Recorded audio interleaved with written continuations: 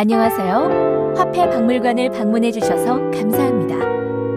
화폐박물관은 우리나라 최초의 화폐 전문 박물관으로 1988년 개관하여 무료로 개방하고 있습니다. 총 14만여 점의 자료를 보유하고 있으며 주화역사관, 집회역사관, 위조방지 홍보관, 특수제품관의 4개 상설 전시실과 특별 전시실, 체험학습 공간으로 구성되어 있습니다. 그럼 지금부터 화폐의 역사 속으로 함께 들어가 볼까요? 지금부터는 지폐 역사를 함께 알아볼까요? 지폐는 고액 거래의 편의를 위해 생겨났습니다.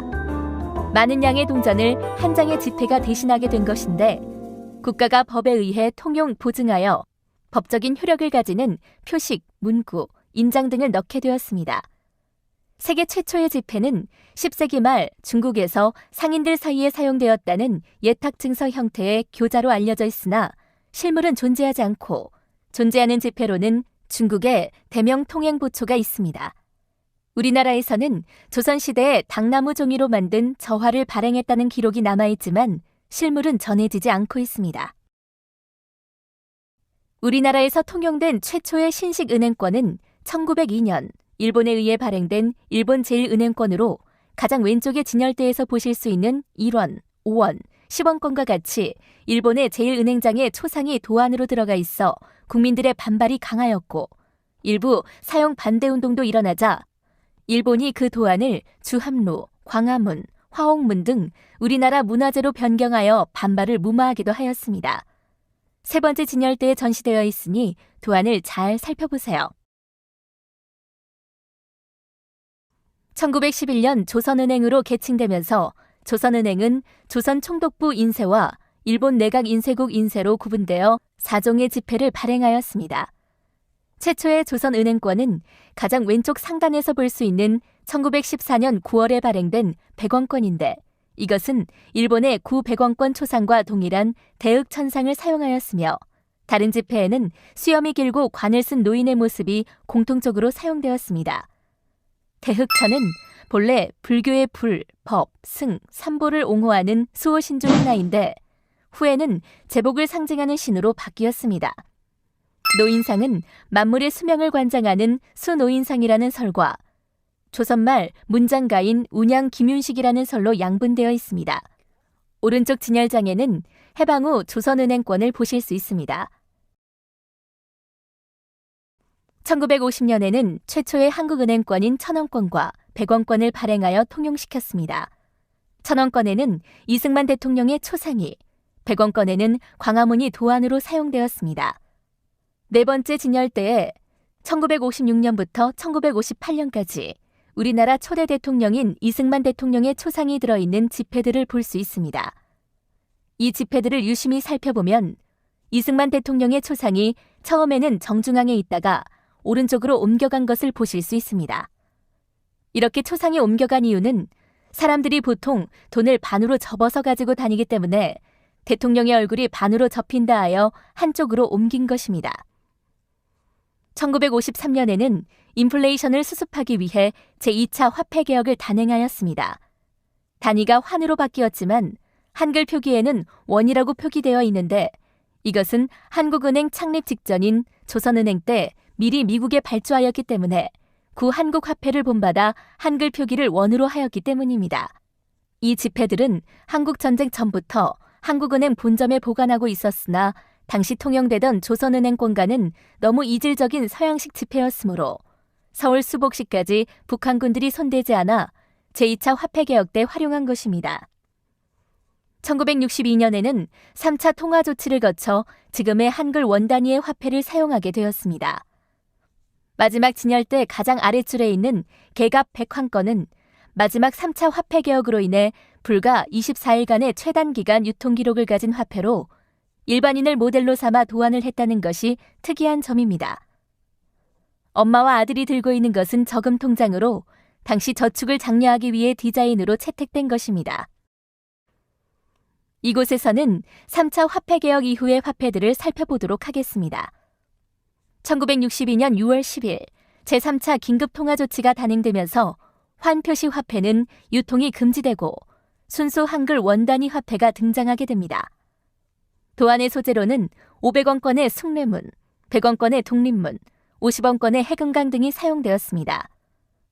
두 번째 진열대에 있는 나 500원권을 보시면 거북선이 도안으로 들어가 있는데 여기에 얽힌 일화를 소개하면 1971년에 현대그룹 정재용 회장이 현대조선소 설립을 위해 영국은행에서 돈을 빌리러 갔을 때 은행장이 뭘 믿고 엄청난 액수의 돈을 당신에게 빌려주겠습니까 하니 정재용 회장이 당시 통용되던 500원짜리 지폐를 내보이며 우리는 영국보다 훨씬 앞선 1500년대에 이미 철갑선을 만들었소 라고 하여 영국에서 돈을 빌릴 수 있었다고 합니다.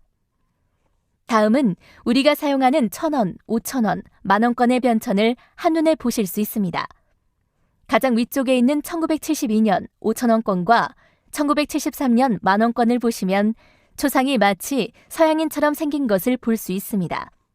그 이유는 디자인 기술 미흡으로 외국에서 원판을 조각하여 율곡이이 선생과 세종대왕의 얼굴을 갸름하고 코가 뾰족하게 마치 서양인처럼 표현되었던 것입니다.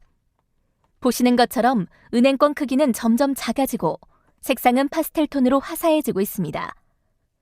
화폐를 점점 작게 만드는 세계적인 추세에 걸맞게 새 은행권은 크기가 작아졌으며 위조 방지 요소인 홀로그램이 추가되었습니다. 또한 경제 규모가 확대됨에 따라 2009년 6월 23일에는 최첨단 위조 방지 장치가 추가 적용된 최고 액면인 5만원권을 발행하였으며 우리나라 지폐 중 최초로 뒷면을 세로형으로 디자인하였습니다. 새롭게 추가된 위조 방지 요소에는 D형 홀로그램, 입체형 부분 노출 은선 등이 있습니다. 지폐의 구성 요소는 도안, 문양, 색채, 크기, 문자, 규격, 위변조 방지 요소와 기 번호 등이며 이것들을 구체적으로 형상화하여 디자인을 확정하고 원도를 만듭니다. 대량으로 지폐를 생산하기 위해서는 정밀 선화 원도를 거쳐 만든 종판, 원판으로 평판 인쇄판, 요판 인쇄판을 만듭니다. 다음은 지폐의 바탕문이나 패턴을 인쇄하는 평판 인쇄를 합니다. 보는 각도에 따라 색상과 문양이 다르게 보이는 홀로그램을 열과 압력으로 전지에 부착합니다. 디자인 소재와 액면 등 중요한 부분을 요판 인쇄합니다. 인쇄가 끝난 전지 상태의 지폐를 인물 초상, 문자, 인쇄 상태, 색상, 귀접힘 등을 철저하게 검사합니다. 검사가 완료된 은행권의 기 번호를 최종적으로 인쇄합니다. 이렇게 완성된 전지 상태의 지폐를 단제하고 포장하면 우리가 사용하는 지폐가 완성됩니다. 화폐에는 그 나라의 역사, 문화, 경제 등 많은 것이 포함되어 있습니다. 여기서 우리나라 화폐에 들어있는 도안들은 어떤 것들이며 어떤 의미를 지니고 있는지 알아보도록 하겠습니다. 1962년 발행된 지폐 가 500원권과 나 500원권에는 숭례문이 도안으로 들어가 있고 같은 해 발행된 지폐 가 100원권에는 독립문이 도안으로 들어가 있습니다. 2006년도에 발행된 마 5천원권과 2007년에 발행된 바 만원권, 다 천원권에도 다양한 도안이 들어가 있습니다. 바 만원권에는 기존의 세종대왕 초상 뒤에 왕의 병풍인 1월 오봉도와 세종대왕 때 정인지 등이 지은 용비어 청가 제2장이 있고 뒷면에는 조선시대 천문 관측기구인 혼천의 시계와 세계에서 두 번째로 오래된 천상열차 분야 지도가 있습니다. 이러한 도안들은 세종시대에 천문 및 과학기술이 융성하였던 점을 강조하고 앞으로도 과학기술 발전이 국가 발전의 초석이 됨을 표현한 것입니다. 마 5천원권에는 오죽헌과 신사임당이 그린 초충도가 들어가 있습니다. 다 천원권에는 명륜당과 겸재정선이 그린 계상정거도가 들어가 있습니다. 5만원권 앞면에는 여성인물로 신사임당의 초상이 있으며 그 옆에는 신사임당의 작품인 묵포도도와 초충도 수병 중에서 가지가 배치되어 있습니다. 뒷면은 우리나라 최초로 세로 방향으로 디자인하였으며 도안으로는 조선시대 대표 문인화 중 하나인 어몽룡의 작품 월매도와 이정의 풍족도가 디자인되었습니다. 이 기계 모형은 실제 기계를 5분의 1로 축소하여 제작한 것으로 지폐와 상품권, 수표 등의 고품위 유가증권 제품을 인쇄하는 요판 인쇄기입니다. 1975년 독일에서 도입한 것으로 매 시간당 전지 6,000장을 인쇄할 수 있습니다. 여기에는 없지만 현재는 최신의 고속 인쇄기로서 10,000장을 인쇄하고 있습니다. 여기에서는 지금껏 살펴본 지폐와는 다른 특이한 지폐들을 보실 수 있습니다.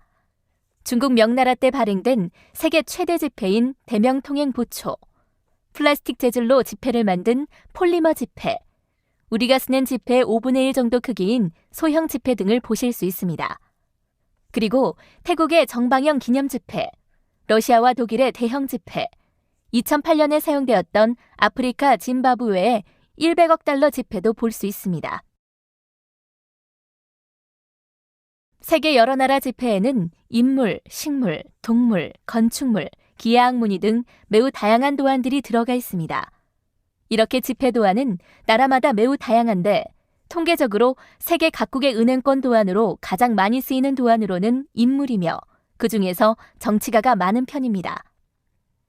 우리나라뿐만 아니라 세계 여러 나라에서 인물을 가장 많이 채택하고 있는 이유는 인물은 각각 그 인상과 개성이 뚜렷하여 위조하기가 어렵기 때문에 위조 방지 요소의 하나로 가장 많이 채택하고 있는 것입니다. 전시되어 있는 세계 여러 나라의 다양한 지폐들을 관찰해 보세요. 지폐의 원료는 무엇일까요? 한국조폐공사에서는 은행권에 사용되는 용지를 직접 제조하고 있는데 은행권의 원료는 나무 펄프가 아닌 순면 100%인 면 펄프입니다. 따라서 인쇄적성이 좋고 내구성이 강하여 은행권의 수명을 최대화할 수 있어 지폐를 실수로 세탁기에 넣고 돌려도 잘 찢어지지 않는 이유가 바로 이 때문입니다. 앞에 있는 패널을 통해 용지는 어떤 제조 과정을 거치는지 살펴보세요. 아래의 전시물들은 지폐 용지의 원료인 면 섬유와 면 펄프이고 용지를 제작할 때 첨가되는 형광물질 등의 첨가재료입니다. 이 기계 모형은 1983년 독일에서 도입한 환망식 초지기를 실제의 20분의 1로 축소하여 제작한 것입니다. 이 초지기는 지폐와 유가증권의 용지를 제작하는 기계로 최대 능력은 은행권 용지를 기준하여 하루에 10톤을 제조할 수 있습니다. 공사 제지본부에는 현재 1994년에 새로운 초지기를 설치하여 2대의 초지기로 은행권 용지 등 각종 보안 용지를 생산하고 있습니다. 여러분이 가지고 있는 지폐를 빛에 비춰보면 지폐의 왼쪽에 초상이 하나 더 보이는 것을 보실 수 있으실 겁니다. 이러한 것을 숨은 그림, 즉 은화라고 하는데 제지 공정 중 초지 공정에서 여러 가지 위조 방지 요소 중 하나로 들어가게 되는 것입니다.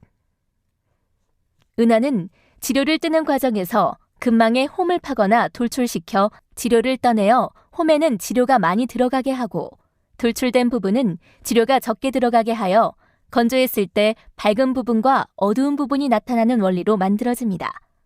오른쪽으로 이동하면 1,000원, 5,000원, 만원권, 5만원권의 숨은 그림을 자세하게 볼 수 있습니다.